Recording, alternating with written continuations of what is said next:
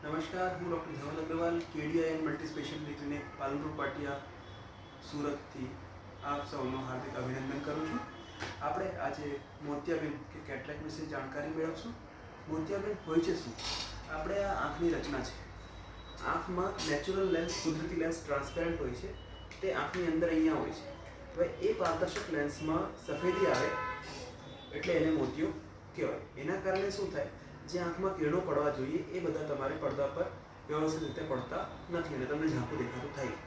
હવે એમાં આપણે શું કરીએ છીએ, એમાં ઓપરેશન કરીને આપણે એ લેન્સ કાઢીને એની જગ્યા પર બીજો લેન્સ મૂકી દેતા હોય છે, એટલે તમને ચોખ્ખું દેખાતું થાય. આ મોટી મોટી વસ્તુ સમજ્યા પછી આના સિમ્ટમ્સ શું હોય છે, એટલે તમને તકલીફો શું પડે એ વિશે આપણે જાણીએ. સૌથી પહેલાં તો ઝાંખું દેખાતું થાય, ડબલ દેખાતું થાય, સામે આવતી લાઇટ જે છે તે રેડાય, લાઇટની આગળ કુંડાળું દેખાય, ચશ્માનો નંબર વારે ઘડીએ બદલાય, રંગો ફીકા દેખાય. આ બધી વસ્તુની તકલીફ તમને પડી શકે છે.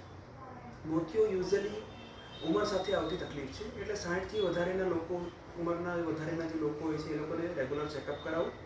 અને એના જોડે જ્યારે તમે ચેકઅપ કરાવશો ત્યારે બીજી બધી માંદગીઓ, જે એસોસિએટેડ માંદગીઓ છે, જેમ કે ઝામર છે કે પછી બીજી કોઈ બી XYZ પડદાની લાગતી માંદગીઓ છે, એ બધી બી રૂલ આઉટ થઈ જતી હોય છે.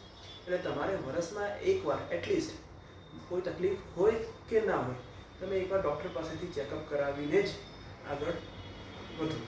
એ તમારું પ્રાઇમરી હેલ્થ ચેકઅપ જરૂરી છે.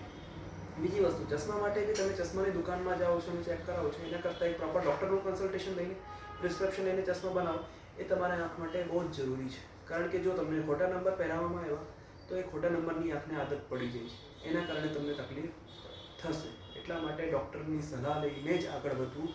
કોઈ બી ટીપા, કોઈ બી દવા મેડિકલ સ્ટોરમાંથી લઈને નાખશો નહીં.